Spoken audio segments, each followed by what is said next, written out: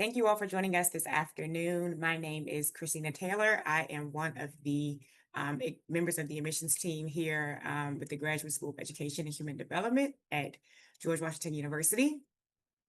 And we will skip right over to the next slide to kind of go talk through the agenda on what we will discuss today. As an FYI, I do have a teammate who is going to be monitoring the chat. So if you have any pertinent questions or pressing questions as I am going through the presentation, feel free to put them in the chat. If not, we will have Q&A at the end, so you can also save your questions for the end as well. As a kind of brief overview or agenda of what we will discuss, so we'll give you a little background about GSEHD and our department. We'll go through some of the programs that we offer. We will also go through the admissions requirements and funding opportunities. And then, like I said, we'll do Q&A at the end. So to get things started, right now we have pictured our current GSEHD admissions team. So we are a small but mighty team. There are three of us. Stephanie Spars, our director of admissions. Anissa Rodriguez is one of the assistant directors. And then myself, Christina Taylor, is also listed as another assistant director. Underneath each of our names, you will see the programs that we are currently serving. If you are interested in a program that is not listed, we are serving you as well. But we do ask that if you have any specific questions about that particular program, we'll provide you with an email address that you can send questions for that particular program to. If you have questions about any of the programs that are listed and you see your admissions director, feel free to contact your admissions director directly about questions specific to your programs. And we'll get more into the specifics around programs in a couple slides. So as you'll see pictured here, this is a picture of our beautiful brick building. This is where my office is, where I'm currently sitting. This is one of the GSEHD buildings on the GW campus. In this building, we house the Office of Student Life. So that's going to be the admissions team, which I'm a part of. That's going to be student success, which are going to be my teammates who will help you after your offer letter has been sent out to you and you have accepted. And then we also have career services housed in this building as well. And that's going to be a service that we provide to all of our current students and alumni for career advice, resume review, interview prep, and things of that nature. On the next slide, you will see pictured a few pictures from GW's campus. So we have about 4 to 5 blocks of campus. However, it is quite busy, especially during the school year when the undergrads are on campus as well. Some of these pictures just kind of show popular places on campus. Here in the bottom middle, you have Kogan Plaza. At the top middle, you have the other side of Kogan Plaza. We have a couple statues of George Washington on campus, of course. And then you also see some aerial shots of Washington, D.C. in the monuments. We are, for context, about 4 to 5 blocks from the White House, about 7 to 10 minutes from some of the more popular monuments in downtown DC. So our campus is often surrounded by a lot of activity. And so between activity happening around the campus and then activity happening on the campus, there's always something to do. On this slide, you will see, and again, another map, just kind of giving context to where we are in the District of Columbia. So like I said, over here, in this green area, you will see in the middle, you'll see where the White House is. And then over to my left, maybe your right, you'll see GW, our main campus there. A few blocks over, you'll see the Lincoln Memorial down here in the center left, again, my left, your right. And then over off into the right side of my screen, which may be your left, you'll see some of the other museums and popular places that tourists like to travel to when they are here in this area. One of our claims to fame is that you can walk to Georgetown from our campus, which a lot of students do during the school year and when the weather is nice. We are also a few blocks away from the Tidal Basin, which is really pretty when the cherry blossoms bloom downtown. So the DC metropolitan area is accessible by public transportation. We do have a metro system. In other places, maybe called something else, but you may be familiar with like the New York subway system. Here we call it metro. And so this map on the screen is a map of the metro system that we use. Our system is centered around the DC metro area, of course. However, we use colored lines to determine where each train is going. So we have a red line, yellow line, green line, orange line, blue line, and there also is a silver line that goes to certain parts of Virginia. And so just kind of for context, as you were trying to picture, where the campus is and how to get around, we have a lot of students who use metro to access different parts of campus, to travel back and forth, whether that's for class or traveling home. A lot of the students here, if they don't live on campus, they do live in the DC metropolitan area, which is accessible by train. As a GW student, you do receive a university pass as an option to purchase. It is $100 per semester, but it allows you to travel on the DC Metro for a discounted rate. It may be free, but it's definitely discounted if it's not free. We also, as a student, get a membership for the Capital Bike Share, which is a $25 annual membership fee. And that allows you to rent bikes to travel throughout the city as well. DC is a bikeable city. We have bike lanes that are actively used by students at GW, but also the larger DC metro area as well. In terms of numbers, some kind of fun facts for you to have about the District of Columbia. So there are 3 airports in the area.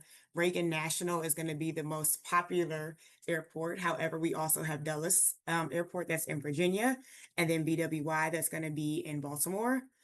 We have over 5 professional sports teams. And if you know anything about DC sports, we, like any major city, are very passionate about our sports. As of late, our commanders have been commanding attention, no pun intended, with some of the great work that they have been doing. And so we are slowly but surely becoming even more active in our sports with our professional sports teams. There are 6 lines of the Metro train, distinct by color, like I mentioned before.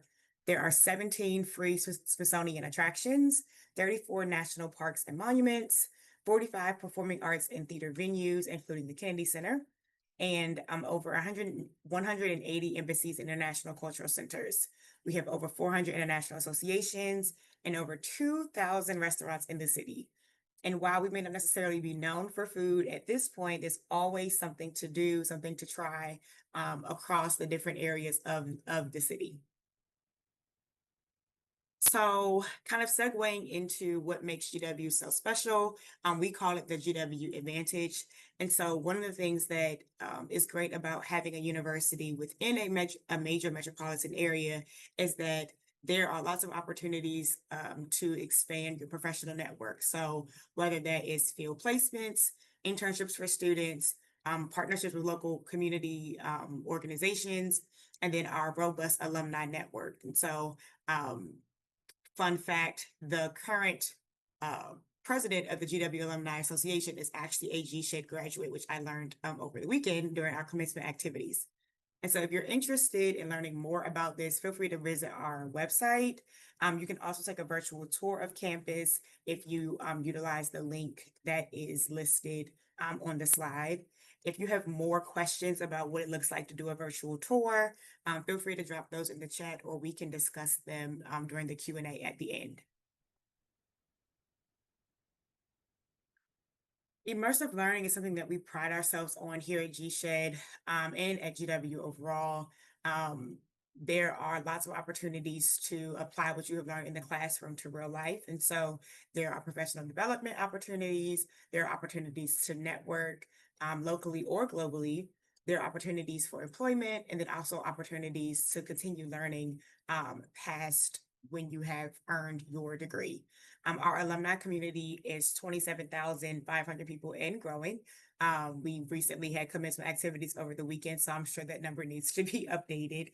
And we have GSEHD alumni specifically in over 150 countries. And so what that looks like and what that means is wherever you go, if you mention that you are a GW student or you are a GW alum, there is someone there for you to connect with and to build with and to use their resources, and they can use yours as well. And so we really try to encourage students to be as active as possible in making sure that what they learn in the classroom reflects what they are trying to do professionally. And so we as a admissions team definitely want to try to highlight that for all of our prospective students, that it's not just what you're learning in the classroom, but how you're able to apply it.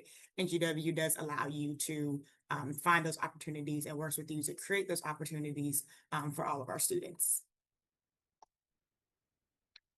Now to the fun stuff. So I'm sure a lot of you have already done a little bit of research on the programs that you're interested in. And so what I will share with you is some of the breakdown for each of the program options that we offer here within GSHED. Again, if you have program specific questions, feel free to drop them in the chat, or we can discuss them during the Q&A at the end. So the first set of programs that we have is going to be the counseling and human development programs. And so these programs look like school counseling, clinical mental health counseling, rehabilitation counseling, and then there's also career and workforce development as an option for students in these programs as well. For the curriculum and pedagogy programs, those programs are centered around curriculum instruction, reading and literacy education, and developing expertise in developing curriculum. Special education and disability studies is going to be exactly what it sounds like. We are training educators and professionals to be well versed in what it means to equip their students with the knowledge and expertise that they need in special education and or disability studies. We also have programs centered around educational leadership. And so what these programs look like are programs centered around museum education, higher education administration education. And we also encourage our students in these programs to focus on ways they can impact change by integrating theory with practice.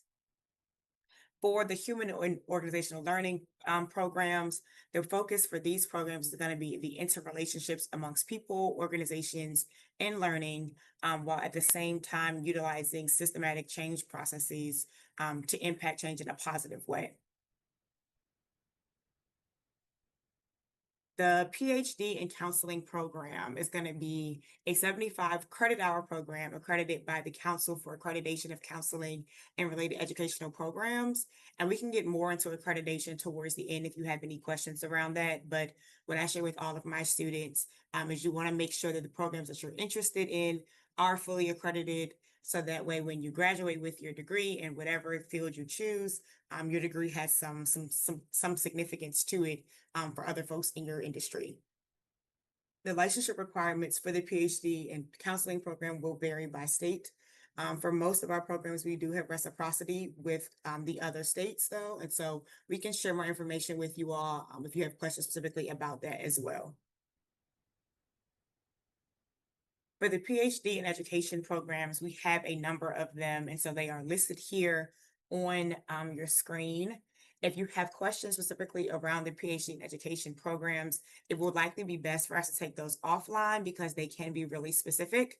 But if you see anything that you're interested in, feel free to let us know, and then we can follow up with you either towards the end of the call or we can set up another time to chat. The Doctor of Education programs, there are a list of those as well, and they are listed here on the screen. There are a lot of options in reference to attending the courses in person, attending the courses online, whether you're interested in a fall, spring, or summer start date. We do have some flexibility there depending on the program. And so what we encourage you all to do is to check out our program websites to gather more information about the programs you're interested in. And at the same time, if you do have questions, like I said before, we can discuss some of the details around these programs towards the end of the call. On the next slide, you will see the Master's in Counseling program. These programs are 60 credit hours, and they are accredited by the Council for Accreditation of Counseling and Related Educational Programs, and they are listed here on the screen. The Master's in Curriculum and Pedagogy programs, there are two of them right now that we are offering students. The Master's in Elementary Education does lead to teacher licensure for grades 1 through 6. Again, we do have reciprocity with 45 other states around the country. And so if you have questions around what reciprocity looks like, or if you have questions around the licensure process for that, feel free to let us know. With the Master's in Curriculum and Instruction, there are other concentrations that are part of that program. And so I will encourage you again to check out the website for that program to learn more about the concentrations and then learn more about the admissions requirements. We offer a few Masters in Special Education and Disability program options. They are listed on the screen as well. And the program options that we offer are also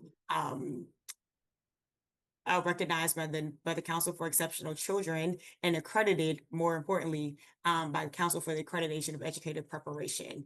What I can share with you all, because this is one of the programs that I lead, is that there are some options around attending online versus attending in person around each of these programs. And there is more information available on the program website.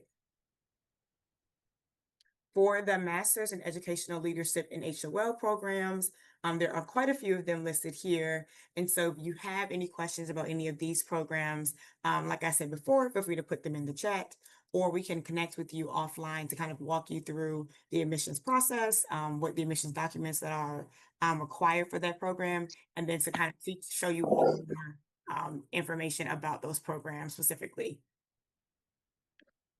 Because this is a high level conversation, we try not to go into too much detail per program because some of the requirements are going to be different for each program. We don't want to confuse prospective students. So again, if you do have questions specific to your program or to your application, I definitely want to answer them, but just didn't want to answer them in front of everybody. So just kind of keep that in mind.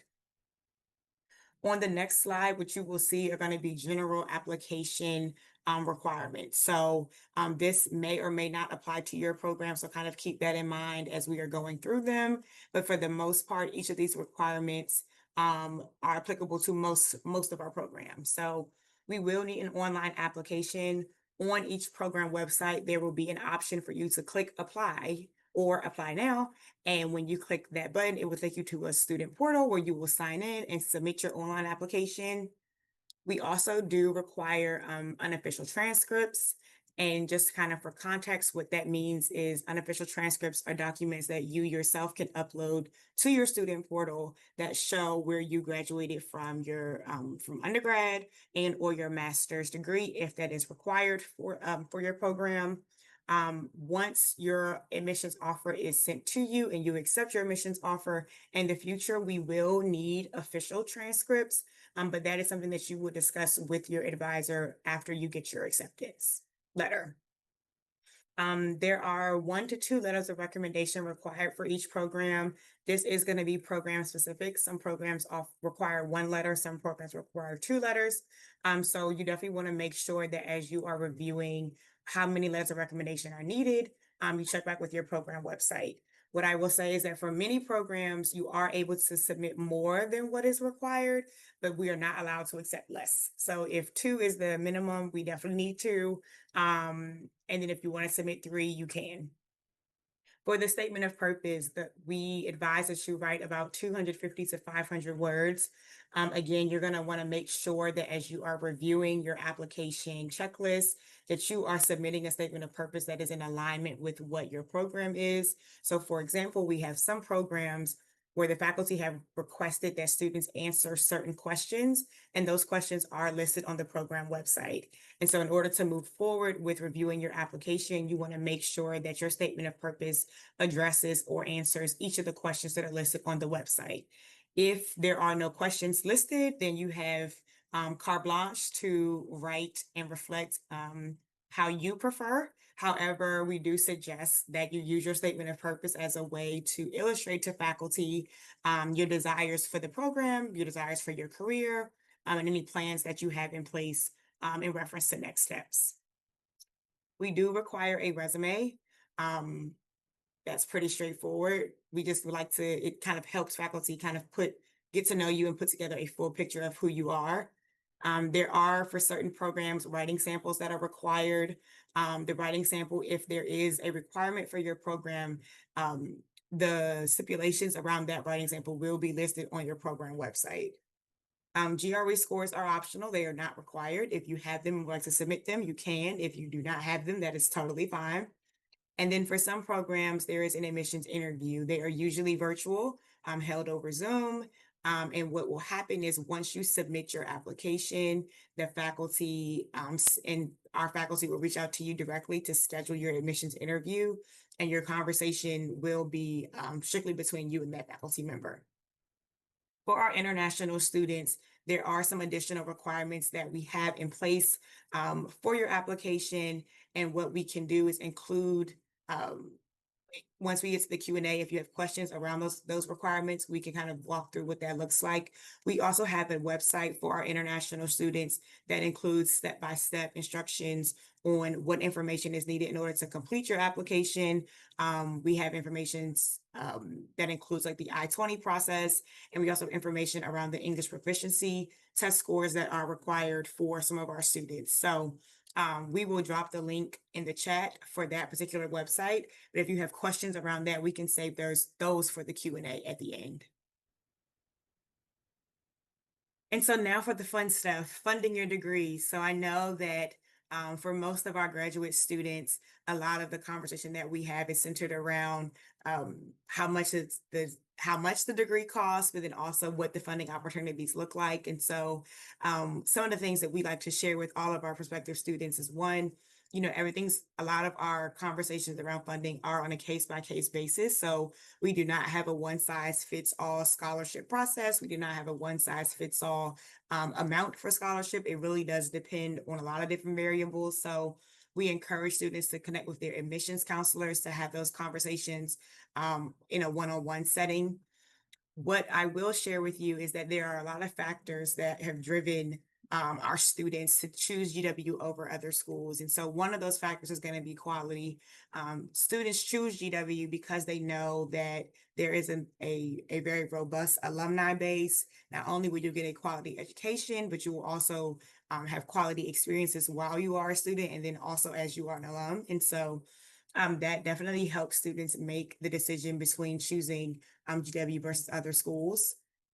In reference to cost, most of our students, and as the slide shows, 80%, get some form of scholarship or funding assistance for their time here at GW. So while we do not offer full scholarships at this time, most of our students get some form of scholarship assistance that really helps them decide which program to choose and how to move forward.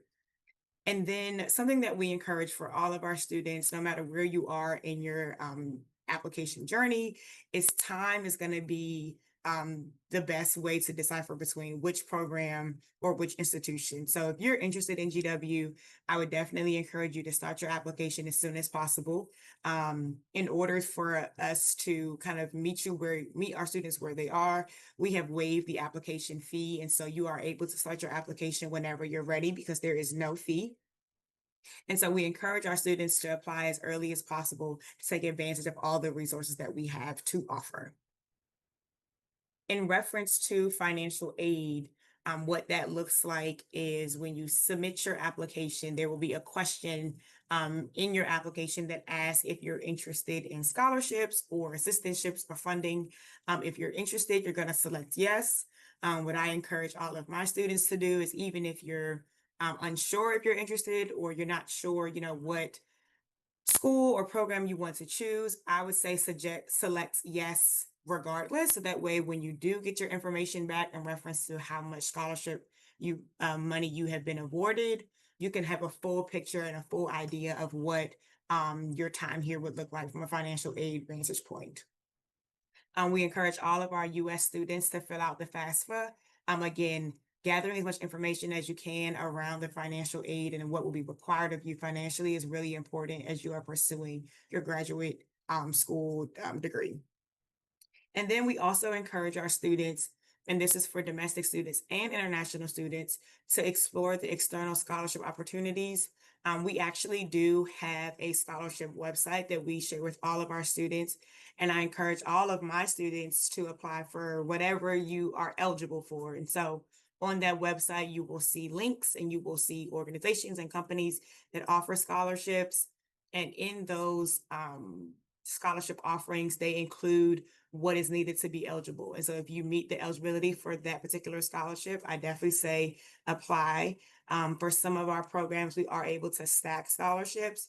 Again, that's going to be really specific to your program and to you as a student. However, it never hurts to apply because you never know what could happen. And then something that I personally have taken advantage of is gonna be the employment opportunities here at GW. So a lot of our staff across GSHED and also in other departments are also students here at GW. So we believe in the quality of education so much, we decided to work here.